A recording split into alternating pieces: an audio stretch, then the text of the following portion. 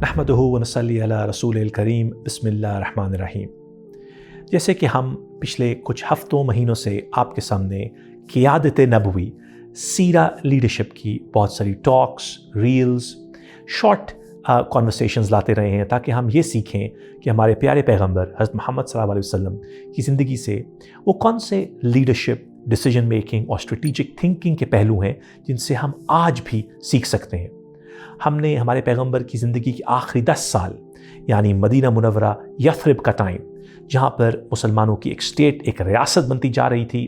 اور ہمارے پیغمبر نے لیڈرشپ کی ایک بے مثال اگزامپل قائم کی۔ وہ مثال جو کہ اس وقت کے صحابہ جو ہمارے پیغمبر کے ساتھ تھے، صرف ان میں نہیں بلکہ تابعین اور تبع تابعین، یعنی وہ لوگ جو کہ اگلے کچھ 100 سال مسلمان امپائر میں آتے رہے اور مسلمان امپائر کو لیڈ کرتے رہے، ان کے لیے بھی ایک کمال اگزامپل ہمارے پیغمبر پیش کرتے رہے۔ اور ہمیں یہ بھی پتہ ہے کہ امید دور سے لے کے عباسد دور، پھر فاطمید اور پھر مملوک، اور آنے والے بہت ساری ایسی مسلم امپائرز جس کے اندر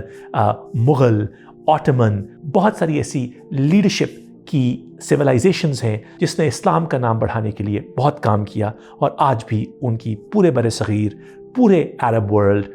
ترکی سے لے کے ایسٹ یورپ میں بہت ساری نشانیاں آج بھی پائی جاتی ہیں۔ ہم یہ چاہیں گے کہ اب ہم ان صحابہ کے بارے میں اسٹڈی کریں جنہوں نے ہمارے پیغمبر کا میسج آگے تک پھیلایا۔ اس میں کوئی شک نہیں کہ ہمارے پیغمبر ایک ٹیچر بھی تھے، ایک اسکالر بھی تھے، جو کہ اللہ تعالیٰ جو ان کے دل میں بات ڈالتے تھے وہی کے تھرو وہ ہمارے صحابہ کرام میں آگے پھیلاتے تھے، ان کو سکھاتے تھے۔ اور آج بھی اگر آپ مدینہ منورہ مسجد نبی میں جانے کی آپ کو توفیق اللہ تعالیٰ عطا فرمائے تو آپ کو وہاں پر ایسے لوگ ملیں گے جو یہ کہتے ہیں کہ ہم یہاں پہ سیکھنے آئے ہیں، اور یہاں سے سیکھ کے ہم جائیں گے اپنے اپنے شہروں میں، اپنے گاؤں میں، اور آگے ہمارے پیغمبر کی بات پھیلائیں گے۔ اللہ تعالیٰ ہمیں بھی یہ توفیق عطا فرمائے کہ ہم مسجد نبوی جا کے، مدینہ منورہ جا کے، وہاں پر بہت سارے مشائخ، اساتذہ، پروفیسرز، کنسلٹنٹس جو کہ وہاں پر موجود ہیں، ان سے سیکھیں اور آ کے ہمارے پیغمبر کی ڈفرنٹ ایسپیکٹس کو آگے تک پھیلائیں۔ جو لوگ میڈیسن سے تعلق رکھتے ہیں یا فارماسیوٹیکل فیلڈ سے یا ڈاکٹرز ہیں، شاید وہ طب نبوی پہ کام کر سکتے ہیں۔ جو لوگ لائرز ہیں یا ججز ہیں، وہ ہمارے پیغمبر کی جوڈیشری پہ کام کر سکتے ہیں۔ جس جہاں فیلڈ میں آپ ہیں، کوشش یہ کریں کہ جب آپ اپنی فیلڈ کے اندر ایکسپرٹیز اور ایکسپیرینس حاصل کر رہے ہوں تو اس کے اندر بھی ہمارے پیغمبر کی سیرت سے، ان کی سنت سے جو ہم نے سیکھا ہے اس کو بھی انکلوڈ کریں۔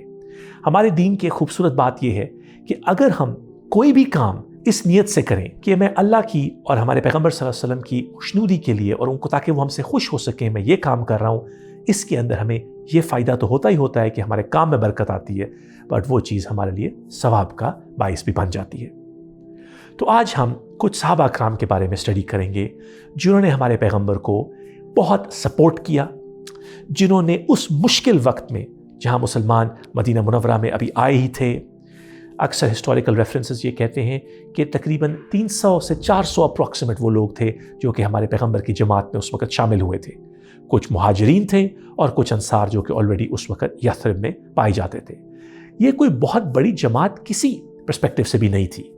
انفیکٹ اکثر کہا جاتا ہے کہ جب ہمارے پیغمبر صلی اللہ علیہ وسلم یثرب مدینہ منورہ تشریف لائے تو it was a Jewish city with a few pagans living in it. تو ایسے نہیں تھا کہ بالکل مشرکین کی ایک شہر تھا، ایکچولی وہاں پر زیادہ جوز پائے جاتے تھے۔ بنو قریظہ، بنو نذیر، بنو قونقہ، یہ وہاں کے بہت بڑی جوئش ٹرائبس تھیں، جہاں جو کہ تجارت پہ بھی ان کا کنٹرول تھا، واٹر ویز پہ بھی ان کا کنٹرول تھا، ایفیکٹیولی مدرسے بھی ان کے کنٹرول میں تھے، ایفیکٹیولی وہ اس شہر کو چلا رہے تھے۔ تو وہاں پہ ہمارے پیغمبر صلی اللہ علیہ وسلم نے آ کے اپنے میسج کو پھیلایا اور ان کے ساتھ کچھ انکریڈیبل لوگ جڑے۔ ہمارے دین میں یہ کہا جاتا ہے کہ اللہ تعالیٰ جب آپ سے کسی چیز کا کام لینا چاہتے ہیں تو آپ کے حالات، آپ کے جذبات ایسے بدل دیتے ہیں کہ خود ہی وہ چیزیں آپ کے لیے آسان ہوتی جاتی ہیں۔ ہمیں خلفائے راشدین کا،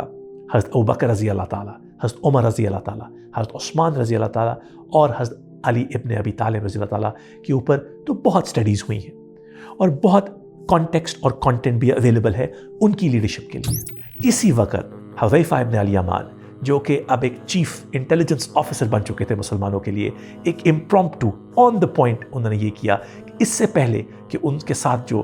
کھڑا تھا وہ ان کا ہاتھ پکڑتا، انہوں نے جلدی سے اس کا ہاتھ پکڑ کے پوچھا کہ تم کون ہو؟ جب اس بندے نے اپنا بتایا تو حذیفہ ابن الیمان کو یہ پتہ چل گیا کہ اب ان کے ساتھ کون کھڑا ہے، اور اسی طرح وہ اس ٹریپ میں نہیں آئے۔